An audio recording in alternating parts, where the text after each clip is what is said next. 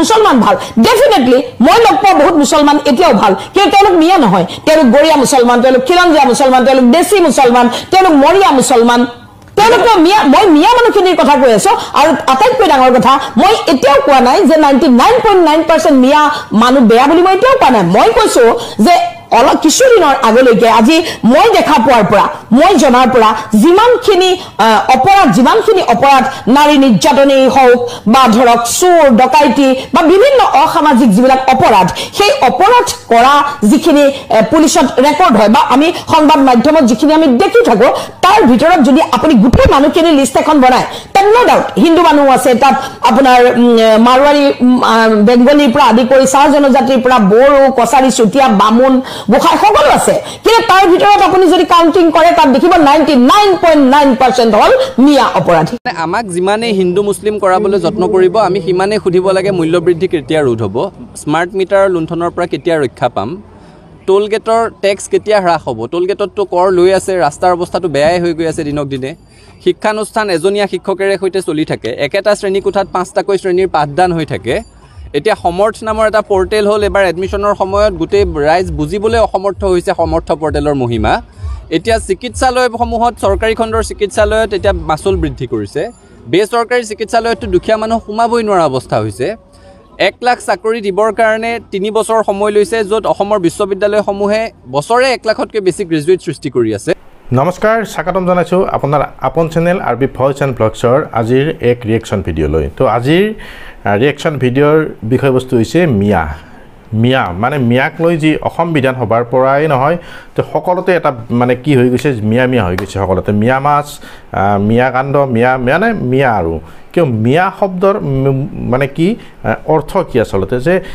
কিছুমানে কি উজনিত মানে ইতিমধ্যে কি হৈছে মিয়া খেদা আৰম্ভ হৈছে যে মিয়াক খেদিব লাগে মিয়াক কোনোবাই কৈছে খেদিব পাৰিব কোনোবাই নোৱাৰিব ইতিমধ্যে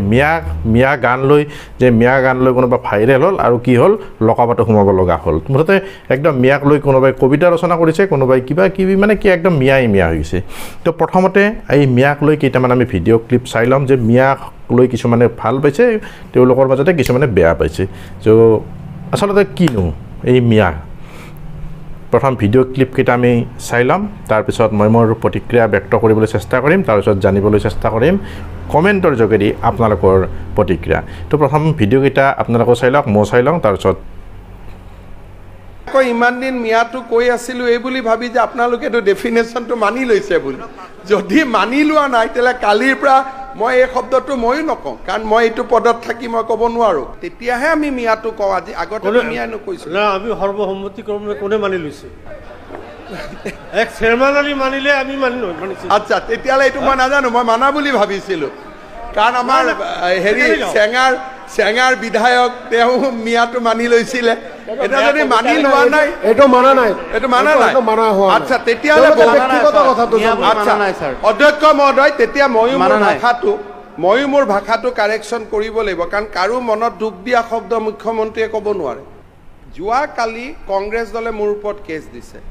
এটা কেছটো মোৰ ওপৰত কিয় দিয়ে কংগ্ৰেছৰ সকলো বিধায়কে 1948ৰ পৰা মই কোৱা কথাখিনিকে এই হাউচত কৈ আহিছে মুঠকৈ আমিতো কেতিয়াও এনেকৈ নকওঁ পাকিস্তানী মুছলমান শব্দ আমিতো কেতিয়াও ইউজ নকৰোঁ কিন্তু মালচন্দ্ৰ পেগু তেওঁ উল্লেখ কৰিছে আমিতো কেতিয়াও এই ধৰণৰ শব্দ নকওঁৱেই আপোনালোকে জানে বহুত আৰু মিয়াটো কেতিয়াৰ পৰা কোৱা কৰিছোঁ যেতিয়া আপোনালোকে মানি লৈছে আমি মিয়া বুলি তাৰ আগতেতো মিয়া শব্দটো আমি নকৈছিলোঁ খুব সাৱধানে কৈছিলোঁ যে পূৰ্ববংগীয় অনুপ্ৰৱেশকাৰী এই ধৰণৰ শব্দ কৈছিলোঁ যেতিয়া আপোনালোকে মিয়াটো সৰ্বসন্মতিক্ৰমে মানি ল'লে যে আমি মিয়া বুলি তেতিয়াহে আমি মিয়াটো কওঁ আজি আগতে মিয়া নকৈছিলোঁ না আমি সৰ্বসন্মতিক্ৰমে কোনে মানি লৈছে এক চেয়াৰমেন মানিলে আমি মানিছোঁ আচ্ছা তেতিয়াহ'লে এইটো মই নাজানো মই মানা বুলি ভাবিছিলোঁ কাৰণ আমাৰ হেৰি চেঙাৰ বিধায়ক তেওঁ মিয়াটো মানি লৈছিলে এটা যদি মানি লোৱা নাই এইটো মানা নাই আচ্ছা তেতিয়াহ'লে অধ্যক্ষ মহোদয় তেতিয়া ময়ো মোৰ ভাষাটো কাৰেকশ্যন কৰিব লাগিব কাৰণ কাৰো মনত দুখ দিয়া শব্দ মুখ্যমন্ত্ৰীয়ে ক'ব নোৱাৰে মই আকৌ ইমান দিন মিয়াটো কৈ আছিলোঁ এই বুলি ভাবি যে আপোনালোকেতো ডেফিনেশ্যনটো মানি লৈছে বুলি যদি মানি লোৱা নাই তেতিয়াহ'লে কালিৰ পৰা মই এই শব্দটো ময়ো নকওঁ কাৰণ মই এইটো পদত থাকি মই ক'ব নোৱাৰোঁ ইমান দিনে মই কৈ আছিলোঁ যে এইটো শব্দ ক'লে আপোনালোকে ভাল পায় বুলি, যে সন্মানীয় শব্দ বুলিহে মই কৈ আছিলোঁ ইমান দিনে। যোৱাকালি কংগ্ৰেছ দলে মোৰ ওপৰত কেছ দিছে। এতিয়া কেছটো মোৰ ওপৰত কিয় দিয়ে? কংগ্ৰেছৰ সকলো বিধায়কে 1948 পৰা মই কোৱা কথাখিনিকে এই হাউচত কৈ আহিছে। মোতকৈ আমিতো কেতিয়াও এনেকৈ নকওঁ পাকিস্তানী মুছলমান শব্দ, আমিতো কেতিয়াও ইউজ নকৰোঁ, কিন্তু মালচন্দ্ৰ পেগু তেওঁ উল্লেখ কৰিছে। আমিতো কেতিয়াও এই ধৰণৰ শব্দ নকওঁৱে, আপোনালোকে জানে বহুত। আৰু মিয়াটো কেতিয়াৰ পৰা কোৱা কৰিছোঁ, যেতিয়া আপোনালোকে মানি লৈছে আমি মিয়া বুলি। তাৰ আগতেতো মিয়া শব্দটো আমি নকৈছিলোঁ, খুব সাৱধানে কৈছিলোঁ যে পূৰ্ববংগীয় অনুপ্ৰৱেশকাৰী এই ধৰণৰ শব্দ কৈছিলোঁ। যেতিয়া আপোনালোকে মিয়াটো সৰ্বসন্মতিক্ৰমে মানি ল'লে যে আমি মিয়া বুলি, তেতিয়াহে আমি মিয়াটো কওঁ। আজি আগতে মিয়া নকৈছিলোঁ। আমি সৰ্বসন্মতিক্ৰমে কোনে মানি লৈছে? এক চেয়াৰমেন আলী মানিলে আমি মানিছোঁ। আচ্ছা, তেতিয়াহ'লে এইটো মই নাজানো, মই মানা বুলি ভাবিছিলোঁ। কাৰণ আমাৰ হেৰি চেঙাৰ বিধায়ক তেওঁ মিয়াটো মানি লৈছিলে। এতিয়া যদি মানি লোৱা নাই, এইটো মানা নাই, এইটো মানা নাই। আচ্ছা, তেতিয়াহ'লে অধ্যক্ষ মহোদয়, তেতিয়া ময়ো মোৰ ভাষাটো কাৰেকশ্যন কৰিব লাগিব, কাৰণ কাৰো মনত দুখ দিয়া শব্দ মুখ্যমন্ত্ৰীয়ে ক'ব নোৱাৰে। মই আকৌ ইমান দিন মিয়াটো কৈ আছিলোঁ এই বুলি ভাবি যে আপোনালোকেতো ডেফিনেশ্যনটো মানি লৈছে বুলি। যদি মানি লোৱা নাই, তেতিয়াহ'লে কালিৰ পৰা মই এই শব্দটো ময়ো নকওঁ, কাৰণ মই এইটো পদত থাকি মই ক'ব নোৱাৰোঁ। ইমান দিনে মই কৈ আছিলোঁ যে এইটো শব্দ ক'লে আপোনালোকে ভাল পায় বুলি, যে সন্মানীয় শব্দ বুলিহে মই কৈ আছিলোঁ ইমান দিনে। মই কালি মুখ্যমন্ত্ৰী মহোদয়ৰ ভাষণটো শুনিছোঁ, যদিও মই এছেম্বলিত নাছিলোঁ। মুখ্যমন্ত্ৰী মহোদয়ে মিয়া বুলি সম্বোধন কৰোঁতে আমাৰ জাকিৰ হুছেইন চিকদাৰ আৰু ৱাজেদ আলী চৌধুৰী ডাঙৰীয়া আৰু লগতে সংখ্যালঘু অন্যান্য বিধায়কসকলে বিৰোধ কৰিছে। তেওঁলোকে মিয়া অভিধাটো নামানে বুলি কৈছে। কিন্তু তৎক্ষণাৎ মুখ্যমন্ত্ৰী মহোদয়ে আৰু দুটামান কথা কৈছে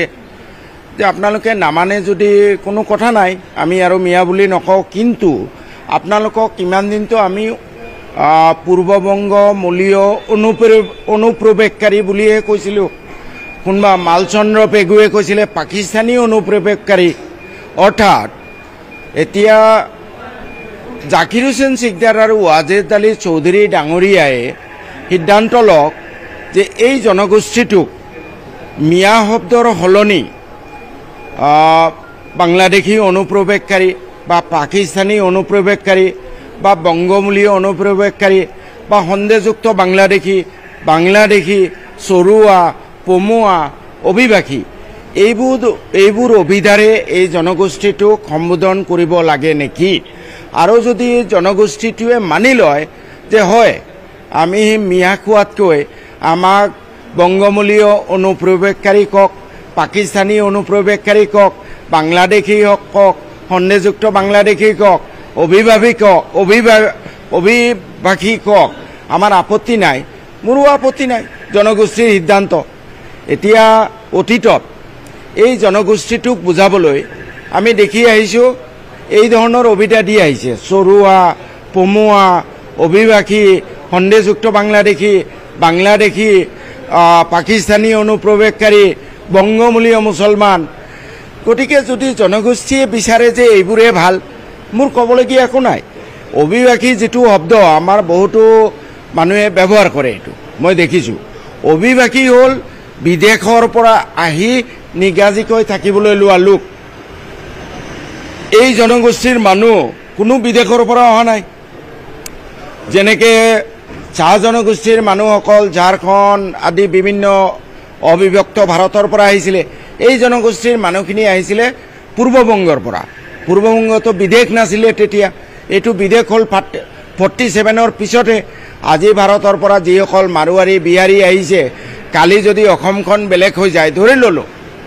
পৰেশ বৰুৱাই দাবী কৰি আছে, তেতিয়া কি মাৰোৱাৰী বিহাৰী এইবোৰ অনুপ্ৰৱেশকাৰী হ'ব নেকি? নহ'ব নহয়। ভাৰতৰ নাগৰিক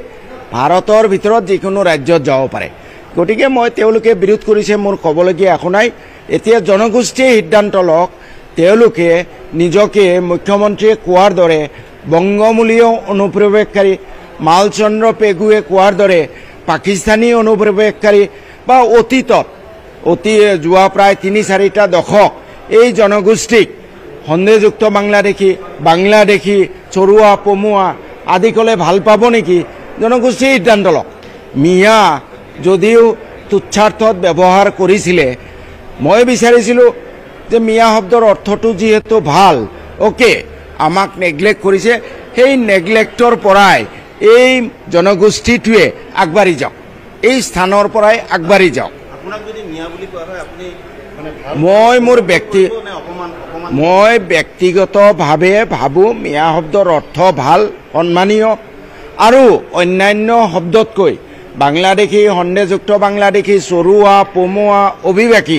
কোৱাতকৈ মিয়া ক'লে মই গৰ্ববোধ কৰিম কিন্তু নুৰুলুদাই কৈছে আপুনি মানে মিয়াটো একচেপ্ট কৰি লোৱাৰ কাৰণে নুৰুলুদাই কৈছে যে তেওঁৰ সেইটো ব্যক্তিগত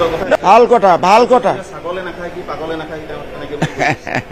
ঠিক আছে জনগোষ্ঠীয়ে সিদ্ধান্ত লওক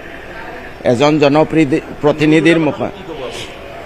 জনগোষ্ঠীয়ে সিদ্ধান্ত লওক এতিয়া নুৰুলুদাই যদি বিচাৰে কালি মুখ্যমন্ত্ৰীয়ে নিজে ক'লে দেখোন আপোনালোকে ৰিপ্লে কৰক তাত কি কৈছে যে আপোনালোককতো ইমান দিনে আমি বংগমূলীয় অনুপ্ৰৱেশকাৰী এতিয়া নুৰুলুদাই অনুপ্ৰৱেশকাৰী শব্দটোৰ অৰ্থ জানে নাই মোৰতো সন্দেহ আছে জানা হ'লেতো তেওঁ প্ৰতিবাদ কৰিলেহেঁতেন অনুপ্ৰৱেশকাৰী হ'ল গোপনে চিক্ৰেটলি জোৰ কৰি বলপূৰ্বকভাৱে বেলেগত যোৱা এইটোহে অনুপ্ৰৱেশকাৰী এতিয়া নুৰুলুদাৰ পূৰ্বপুৰুষ যদি ইনফিল্ট্ৰেটৰ অনুপ্ৰৱেশকাৰী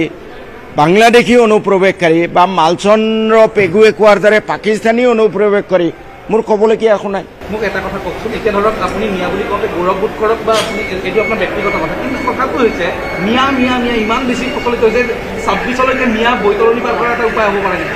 না চাওক এইটো এটা ভুল ব্যাখ্যা অসমীয়া জাতি আৰু জনগোষ্ঠী দুটা বেলেগ বস্তু অসমীয়া জাতি বিভিন্ন জনগোষ্ঠীৰে গঠিত আমাৰ তিৱা মিচিং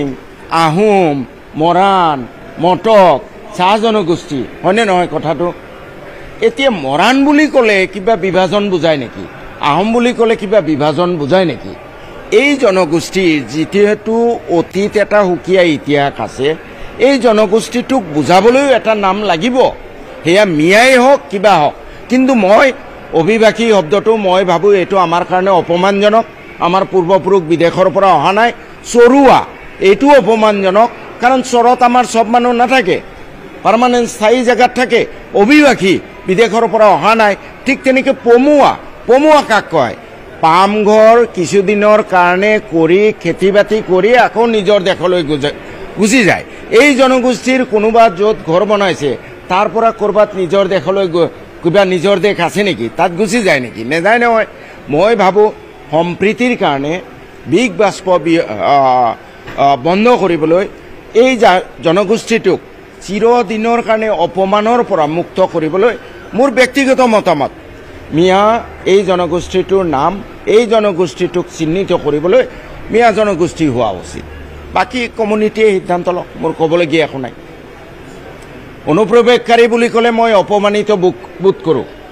বাংলাদেশী ক'লে মই অপমানিত বোধ কৰোঁ সন্দেহযুক্ত বাংলাদেশী বুলি ক'লে অপমানিত বোধ কৰোঁ অভিবাসী মুছলমান ক'লে মই অপমানিত বোধ কৰোঁ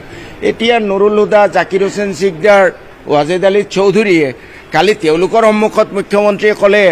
বংগমূলীয় অনুপ্ৰৱেশকাৰী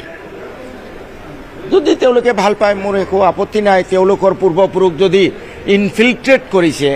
জোৰ কৰি আহিছে ইলিগেলি আহিছে মোৰ ক'বলগীয়া একো নাই এতিয়া বৰ্তমান যি পৰিৱেশ আমাৰ মুখেৰে কথাবোৰ ক'লে বহুতে দেখিছোঁ বৰ ভাল ধৰণে নলয় অসম মাতৃৰ ময়ো সন্তান অসম মাতৃৰ ভাৰতবৰ্ষৰ উন্নয়ন হোৱাটো বিচাৰোঁ মই বিচাৰোঁ চাইনাৰ লগত আমি কম্পিটিশ্যন কৰোঁ জাপানৰ লগত কম্পিটিশ্যন কৰোঁ আমি যাতে ধৰ্ম জাতি জনগোষ্ঠী লৈ সংঘাত কৰি পেলাই আমি যাতে পিছুৱাই নাথাকোঁ আমাৰ ল'ৰা ছোৱালীও অক্সফৰ্ড হাৰ্ভাৰ্ডৰ প্ৰফেচৰ হওক ইছৰোৰ চাইণ্টিষ্ট হওক তেনেকুৱা বিচাৰোঁ কিন্তু আজি পৰিৱেশটো যেনেকুৱা হৈছে সকলো কথা পাহৰাই ৰজাঘৰীয়াই এটা ললিপপ দি আছে হিন্দু মুছলমান মিয়া অসমীয়া তো এই যে চৰকাৰে যিটো ব্যক্তিগতকৰণ অকল ব্যক্তিগতকৰণ নে আপোনাৰ পতঞ্জলীক কিমান হাজাৰ বিঘা মাটি দিলে, কি লাভ হ'ব আমাৰ? তাৰ পৰা তৈলবীজ যিটো ৰোপণ কৰাৰ কাৰণে যিমান হাজাৰ বিঘা মাটি দিলে, এই তৈলবীজে ভৱিষ্যতে অসমখনক ধ্বংস কৰিব।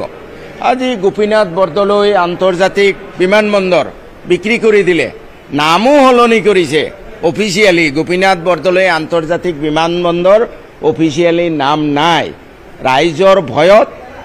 ৰাজনৈতিক উদ্দেশ্য প্ৰণোদিতভাৱে মানুহক দেখুৱাবলৈ গোপীনাথ বৰদলৈ আন্তৰ্জাতিক বিমানবন্দৰ ৰাখি থোৱা হৈছে। আজি আদানীৰ স্মাৰ্ট মিটাৰ যি জ্বলা কলা খুৱাইছে, এইবোৰ পাহৰাবৰ কাৰণে আমাক এই সাম্প্ৰদায়িক আফিং খুৱাই থকা হৈছে। যিমান সোনকালে অসমৰ ৰাইজ আমি এই সাম্প্ৰদায়িক আফিঙৰ পৰা মুক্ত হ'ম, ইমানে ৰাজ্যখনৰ কাৰণে মংগল। আমি বিশ্ব দৰবাৰত জিলিকি উঠিব খোজোঁ। মিয়াক লৈ অব্যাহত নেতাৰ বাকযুদ্ধ। মুছলমান বিধায়কৰ মাজতে বিভেদ মিয়া শব্দক লৈ। কাৰোবাৰ বাবে গৰ্ব মিয়া শব্দটো, আন কাৰোবাৰ বাবে মিয়া বুলিলেই অপমান। ৰাজ্যত মিয়া বিতৰ্কই গৰম কৰি ৰাখিছে ৰাজনৈতিক সামাজিক পৰিৱেশ। এফালে মিয়া বলাৎকাৰীৰ ত্ৰাস, আনফালে উজনিৰ পৰা মিয়া খেদা হুংকাৰ, তাৰ পিছতে মিয়া মাছ আৰু শেষত বিধানসভাতো মিয়া বিতৰ্ক। অসমীয়া এই লোকসকল অসমীয়া লোকক মিয়া বুলি কয়, মিয়া শব্দটো গ্ৰহণযোগ্য নহয়। মানে এই যে অসমত যেতিয়া অসমীয়া ভাৰ্চেছ মিয়া এটা গেম কৰিব গৈ আছে, এই কথাটো বেলাই নামনিত মিয়াবাদ। বিধানসভাত মুখ্যমন্ত্ৰীয়ে মিয়া শব্দ ব্যৱহাৰ কৰাক লৈ মুছলমান বিধায়কৰ মাজতে হৈছে মতভেদ। মিয়া বুলিলে ব্যক্তিগতভাৱে গৰ্ব অনুভৱ কৰে বাঘবৰৰ বিধায়ক শ্বেৰমান আলীয়ে। শ্বেৰমানে কয়, জনগোষ্ঠীটোক বুজাবলৈকেহে এটা নাম লাগে। মই ব্যক্তিগতভাৱে ভাবোঁ মিয়া শব্দৰ অৰ্থ ভাল, সন্মানীয় আৰু অন্যান্য শব্দতকৈ বাংলাদেশী, সন্দেহযুক্ত বাংলাদেশী, চৰুৱা, পমুৱা, অভিবাসী কোৱাতকৈ মিয়া ক'লে মই গৰ্ববোধ কৰিম। পিছে আমিনুল ইছলাম, নুৰুল হুদা, জাকিৰ হুছেইন সিকদাৰ, ৱাজেদ আলী চৌধুৰীৰ দৰে একাংশ মুছলমান নেতাই মিয়া শব্দটোক লৈ কৰিছে আপত্তি। আমিনুল ইছলামৰ মতে মিয়া শব্দটো গ্ৰহণযোগ্য নহয়। আনকি মুখ্যমন্ত্ৰী আৰু বিজেপিয়ে মিয়া ভাৰ্চেছ অসমীয়া গেম এটা খেলি আছে বুলি প্ৰতিক্ৰিয়া প্ৰকাশ কৰে আমিনুলে। যিসকলক মুখ্যমন্ত্ৰীয়ে বা বিজেপি দলে মিয়া বুলি কয়, তেওঁলোকক মিয়া বুলি ক'লে তেওঁলোকে নিজে বেয়া পায়, তেওঁলোকে নিজকে অসমীয়া বুলি কৈ ভাল পায়। কিন্তু মুখ্যমন্ত্ৰী আৰু বিজেপি দলে বলপূৰ্বক কয় এই লোক অসমীয়া নহয় মিয়া। তেওঁলোকক বলপূৰ্বক মিয়া এটা নাম দি পেলাই সদায় অসমীয়া জাতি সত্তাৰ পৰা নিলগাই ৰাখি এটা আৰ্টিফিচিয়েল এটা গেপ সৃষ্টি কৰি ৰাজনীতি কৰিব বিচাৰে। এই কথাটো কিন্তু এই জনগোষ্ঠীয়েও ভাল নাপায়। জ্যেষ্ঠ কংগ্ৰেছী ৱাজেদ আলী চৌধুৰীয়ে ক'লে, মিয়া বুলি ক'লে দুখ লাগে, অসমত মিয়া নাই বুলিও ক'লে ৱাজেদ আলী চৌধুৰীয়ে। শ্বেৰমান আলীৰ স্থিতিক লৈও প্ৰতিক্ৰিয়া দিলে কংগ্ৰেছী বিধায়কগৰাকীয়ে। কিন্তু আমাক মিয়া বুলি ক'লে আমাক বেয়া লাগে। মিয়াটোতো নাই, আমাৰ অফিচিয়েলি মিয়া ক'ত আছে, গতিকে ক'ৰ পৰা উঠাই দিব? কিছুমান এমএলএ কয়, ফৰ এক্সাম্পল চেয়াৰমেন মই নিজকে ব্যক্তিগত কথা। মিয়া কোৱাৰ সলনি বাংলাদেশী অনুপ্ৰৱেশকাৰী বা বংগমূলীয় মিয়া, অভিবাসী বা পমুৱা বুলি ক'লে বেয়া পায় শ্বেৰমান আলীয়ে। কিন্তু আমিনুল ইছলাম, নুৰুল হুদা, জাকিৰ হুছেইন সিকদাৰ, ৱাজেদ আলী চৌধুৰীয়ে যদি ভাল পায়, তাত তেওঁৰ ক'বলগীয়া একো নাই বুলি কৰিলে কটাক্ষ। অভিবাসী শব্দটো মই ভাবোঁ এইটো আমাৰ কাৰণে অপমানজনক। চৰুৱা এইটো অপমানজনক। মোৰ ব্যক্তিগত মতামত, মিয়া এই জনগোষ্ঠীটোৰ নাম, এই জনগোষ্ঠীটোক চিহ্নিত কৰিবলৈ মিয়া জনগোষ্ঠী হোৱা উচিত। এতিয়া নুৰুল হুদা, জাকিৰ হুছেইন সিকদাৰ, ৱাজেদ আলী চৌধুৰীয়ে কালি তেওঁলোকৰ সন্মুখত মুখ্যমন্ত্ৰীয়ে ক'লে বংগমূলীয় অনুপ্ৰৱেশকাৰী। যদি তেওঁলোকে ভাল পায় মোৰ একো আপত্তি নাই। এ কে ৰছিদ মণ্ডলৰ মতে স্মাৰ্ট মিটাৰৰ প্ৰসংগত তল পেলাবলৈ মিয়া ইছ্যুটো উলিয়াই আনিছে মুখ্যমন্ত্ৰীয়ে। এই শব্দটো মিয়া চিয়া এইবিলাক চব তল পেলাব লাগে। এইটো হ'ল ইছ্যু ডাইভাৰ্ট কৰা। আমি যি সময়ত স্মাৰ্ট মিটাৰৰ কথা কৈ উঠিছিলোঁ, গোটেই অসমৰ ৰাইজে কৈ উঠিছিল, সেই সময়ত এইটো ক্ৰিয়েট কৰা হ'ল। এটা ইছ্যু ডাইভাৰ্ট কৰাৰ কাৰণে এইটো কৰা হৈছে। স্মাৰ্ট মিটাৰৰ দ্বাৰাই যে লুটিপুটি খাই আছে, সেই ইছ্যুটো তল পেলোৱাৰ কাৰণে এই ইছ্যুটো উঠাই দিয়া হৈছে। ইপিনে উজনিলৈ মিয়া যাব নোৱাৰিব বুলি মুখ্যমন্ত্ৰীয়ে বিধানসভাত কৰা মন্তব্যৰ প্ৰতিক্ৰিয়া প্ৰকাশ কৰিছে কংগ্ৰেছৰ সাংসদ ৰকিবুল হুছেইনে। ৰকিবুল হুছেইনৰ আহ্বান, কোন কলৈ যাব পাৰিব তাৰ এখন SOP দিয়ক মুখ্যমন্ত্ৰীয়ে। যদি তেনেধৰণৰ কথা হয় তেতিয়া কোন ক'ত যাব পাৰিব এটা SOP ঠিক কৰক যে কোন ক'ত কেনেকৈ যাব পাৰিব কোন ক'ত যাব নোৱাৰিব মুখ্যমন্ত্ৰী ডাঙৰীয়া যদি যাব নিদিয়ে সঁচাই যাব নিদিয়ে নে গৈ আছে সেইটো চাব মই হাৰুমিয়া জমিদাৰৰ চাবুকৰ কোপ খাই হিন্দু বাগৰি পদ্মা মেঘনা খাতুৰি বৰলুইতৰ চৰচাপুৰি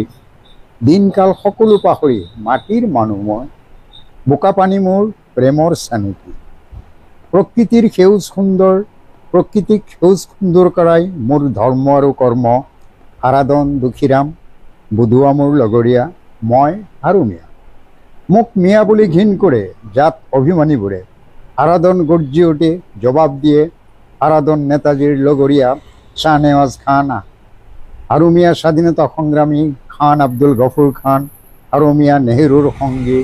মৌলানা আবুল কালাম জাত অভিমানীবোৰে লাজ আচলতে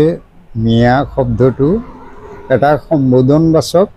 হিন্দুস্তানী শব্দ যাক আমি উৰ্দু বুলি কওঁ মিয়া কোনো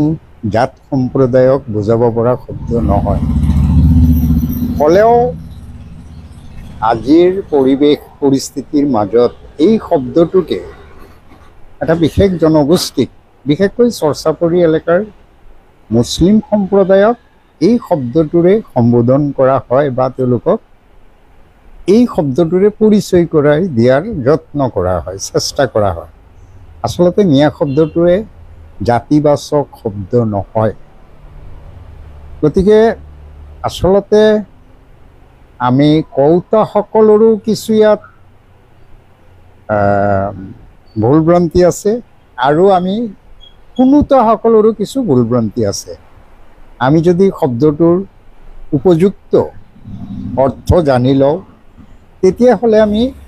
কোনোবা বিশেষ জনগোষ্ঠীক আমি এই শব্দটোৰে নামাতিলোঁ হয় যদিও মই আপুনি উল্লেখ কৰিছে মিয়া শব্দটোৱে এটা সন্মানসূচক শব্দ সন্মান কৰা বুজায় কিন্তু সাম্প্ৰতিক সময়ত দেখা গৈছে শব্দটোৱে এটা ইতিকিংমূলক শব্দলৈ পৰিণত নিশ্চয় মই তাকে ক'বলৈ বিচাৰিছোঁ এটা গীত বা এটা সংগীত আমি এটা ভাল সুৰেৰেও গাব পাৰোঁ আৰু তাক আমি এটা বিশ্ৰী সুৰেৰেও গাব পাৰোঁ যেতিয়া আমি এটা ভাল সুৰেৰে গাম নিশ্চয় সকলোৰে গ্ৰহণযোগ্য হ'ব আৰু আমি যেতিয়া বিশ্ৰী এটা সুৰ লগাই দিম তাত তেতিয়া নিশ্চয় ৰাইজে গ্ৰহণ নকৰিব কিন্তু পৰিৱেশ পৰিস্থিতিৰ এনেকুৱা এটা হেৰি হৈছে সেইটো বিশেষকৈ ৰাজনৈতিকভাৱেও হৈছে আৰু ৰাজনৈতিক মানে ভেটিটো শক্তিশালী কৰিবৰ কাৰণে বিশেষকৈ এটা জনগোষ্ঠীক এই নামেৰে তুচ্ছ-তাচ্ছিল্য কৰা হয় আৰু এইদৰেই ৰাজনীতি কৰাসকলে নিজৰ ভোট বেংকৰ চেষ্টা কৰে মই ঠিক তেনেকৈয়ে ভাবোঁ যেনেকৈ আমি গতিকে এই মুহূৰ্তত আপুনি ৰাজনৈতিক দল বা চৰকাৰ বিৰোধী সকলো পক্ষকে কি আহ্বান জনাব মই সকলো পক্ষকে আহ্বান কৰিম অসমৰ সৰ্বাংগীন উন্নতিৰ কাৰণে আমি দল মত জাতি ধৰ্ম সকলো পাহৰি ঐক্যবদ্ধভাৱে অসমৰ উন্নয়নৰ কাৰণে অসমীয়া ভাষা সংস্কৃতিৰ কাৰণে আমি আপ্ৰাণ চেষ্টা কৰিব লাগে আমি চহৰৰ মানুহ গাঁৱত যাব লাগে গাঁৱৰ মানুহটো চহৰত আহেই জাতীয় দল সংগঠনবোৰকো কিবা আহ্বান জনাব নিশ্চয় জাতীয় দল সংগঠনৰ বহুত কৰিব লগা আছে জাতীয় দল সংগঠনসকলৰ কৰ্মকৰ্তাসকলে যদি এই দিশত অকণমান চকু দিয়ে বা অকণমান যত্ন কৰে নিশ্চয় এনে পৰিস্থিতিয়ে আমাৰ মাজত মিলাপ্ৰীতিৰ যিটো ভাৱ আছে সম্প্ৰীতিৰ যিটো